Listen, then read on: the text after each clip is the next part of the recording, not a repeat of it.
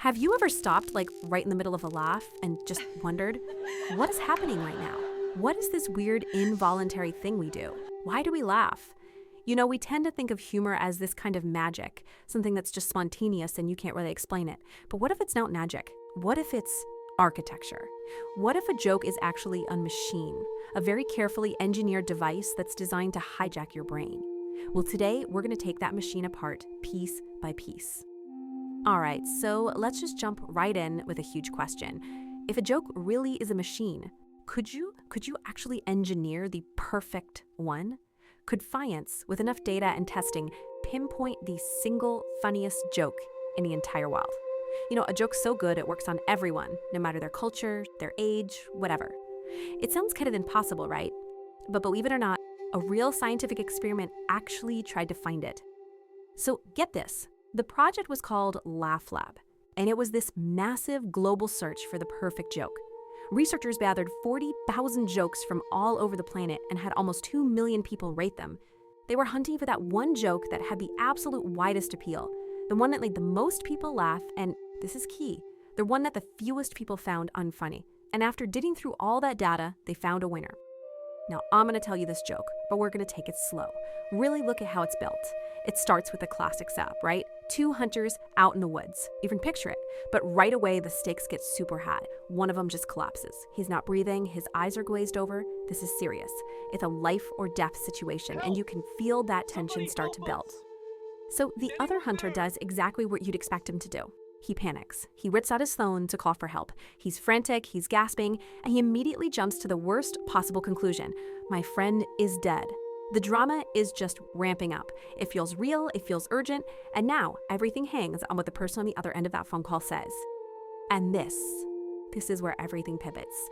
The operator, all calm and professional, gives a completely logical instruction. Calm down. First, let's make sure he's dead. Totally reasonable, right? Check for a pulse, see if he's breathing. But then there's a silence. And that silence is where all the magic is. It creates this little gap, this moment of anticipation. And then that gap is just shattered by the very last thing you would ever expect to hear. A gunshot. And there it is, the punchline. Okay, now what? With just those 4 words, the entire reality of the situation just implodes. We suddenly see this catastrophic misunderstanding. All that life or death tension is instantly flipped into pure, hilarious absurdity. And yeah, most people laugh. But the real question, the one we're going to unpack for the rest of this, is why? Why is that specific sequence of events so funny? What makes this joke be scientific winner out of 40,000 contenders? To really understand why that joke works so incredibly well, we have to go back in time. Way back. Long before neuroscientists were scanning brains, philosophers were wrestling with the exact same puzzle, and they came up with 3 big theories about why we laugh. What's so fascinating is that the hunter joke doesn't just tap into one of these ancient engines of humor, it fires up all 3 of them at the exact same time. So the first and oldest idea is the superiority theory. This one goes all the way back to guys like Plato and Aristotle. The philosopher Thomas Hobbes probably said it best. He called laughter a sudden glory we feel when we see somebody else's weakness compared to our own greatness. Basically, we laugh when we feel superior to someone. This is the engine behind teasing, ridicule. It's why you can't help but crack a smile at a good fail video. We laugh at the person slipping on the ice because, hey, we're the one who's still standing. And with hunter dope, we get the operator's instruction, and a hunter so spectacularly doesn't. That little flash of feeling smarter than him, that's the first key. Okay, engine number 2 is the relief theory. Thinkers like Sigmund Freud were big on this one. It sees laughter as a physical thing, like a safety valve for our bodies. The idea is that as we go through life, we build up all this nervous energy and tension, especially around stressful or taboo topics. A joke comes along and builds that tension up and up and up, and then the punchline just lets it all go in a burst of laughter. It's this huge cathartic release. Think about the hunter joke again. It creates this intense life or death anxiety. We're genuinely on edge. The gunshot and the punchline don't solve the emergency, they just blow the whole serious situation to bits, and all that nervous energy has to go somewhere. So, it comes out as a laugh. And that brings us to the third theory, and it's probably the most popular one today. It's called the incongruity theory. This one isn't about feeling superior or release in tension. It's all about how our brain thinks. It says that humor is what happens when we run into something that completely violates our expectations. A joke leads our brain down one logical path, and then the punchline suddenly yanks us onto a totally different, unexpected path. The humor isn't on either path. It's in the mental jump our brain has to make to connect the two. This is the quantum mechanic of pretty much every joke you've ever heard. So let's just put it all together and see how this one joke is such a masterpiece. First, superiority. We instantly feel smarter than this foolish hunter. Boom, we get that little jolt of sudden glory. Second, relief. All that intense life or death tension that was building up gets completely shattered by the absurd punchline. All our nervous energy is released as a laugh. And third, incongruity. This is the big one. We expect the hunter to check for a pulse. A gunshot is a massive, shocking violation of that expectation. So you see, the joke is like a perfect storm. It hits us on an emotional, a physiological, and a cognitive level, all at once, and that's what makes it so universally funny. Okay, so we've got the philosophical blueprint. Now let's get into the nitty-gritty. Let's look under the hood. What is physically happening inside your brain when you show that punchline?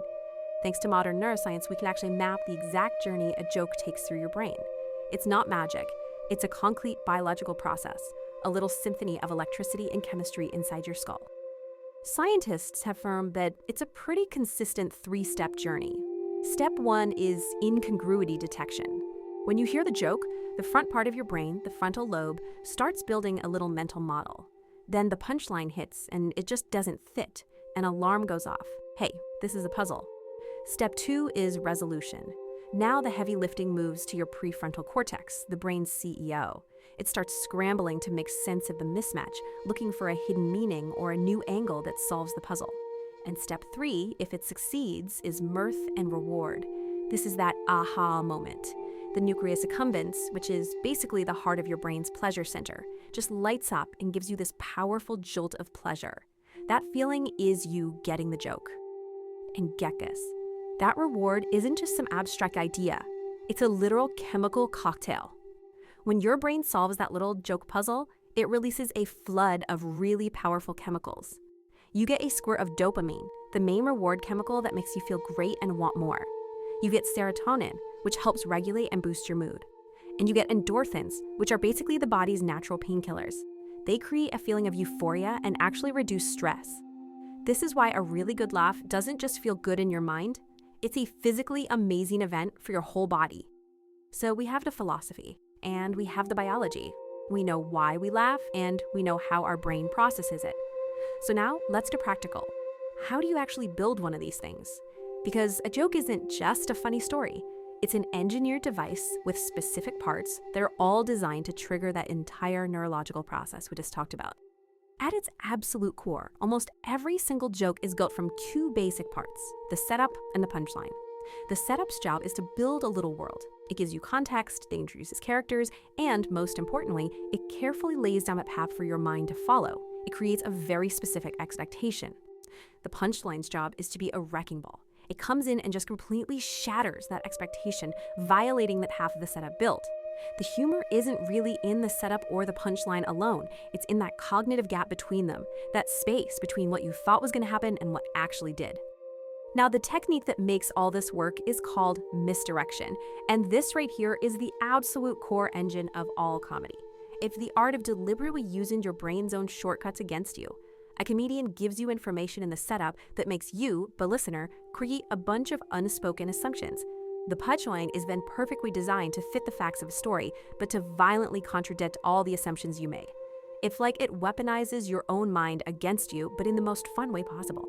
Beyond that basic structure, there is another really powerful tool, and you've definitely seen it before, the rule of 3. There is a reason so many jokes start with, an Englishman, an Irishman, and a Scotsman. Psychologically, 3 is the smallest number you need to create and then break a pattern. The first item on a list sets the topic. The second item repeats it, which creates a pattern in your mind. You think you know where this is going. And the third item smashes that pattern, giving you the surprise. It's this powerful, satisfying rhythm that just primes our brains for a punchline. Okay, so we've covered the classic theories, the brain science, the engineering principles, but they all feel like different pieces of a big puzzle, right? Well, what if there was one single, elegant, modern theory that could snap all of those pieces together? A unified theory of funny, that explains everything from a simple pun to slapstick comedy? Well, turns out there is.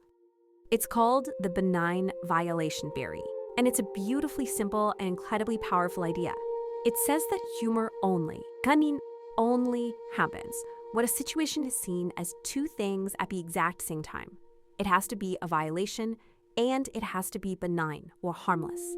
This one idea elegantly ties together everything we've talked about into one neat package.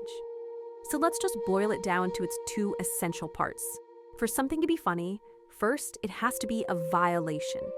This can be a violation of your expectations, like in a joke.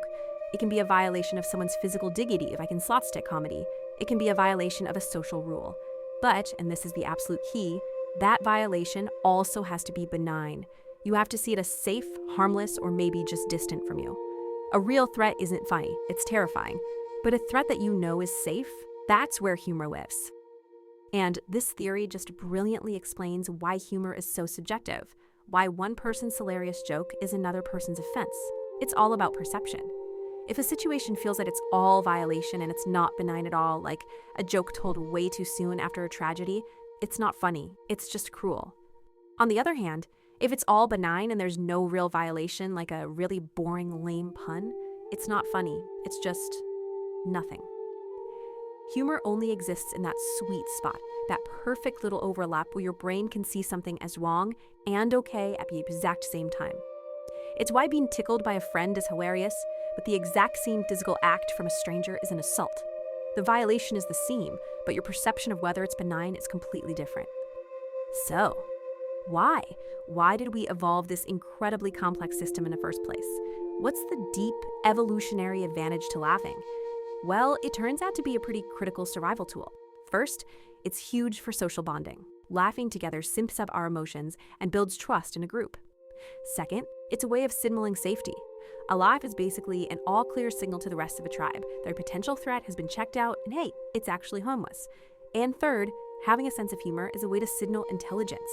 If you can create and understand jokes, it shows you're creative and mentally flexible, which are some pretty attractive traits in a partner. So we've deconstructed the entire architecture of funny, all the way from ancient philosophy to modern neuroscience. We see that a joke is a machine built on superiority, relief, and incongruity. A machine that targets specific pathways in our brain to give us a chemical reward. A machine that runs on this core principle of a benign violation. And so after mapping out this entire blueprint, we're left with a very modern question. Now that we know how it works, what would it take to build a machine, an AI, that could truly understand all of this? A machine that could not just tell a joke, but could actually genuinely get it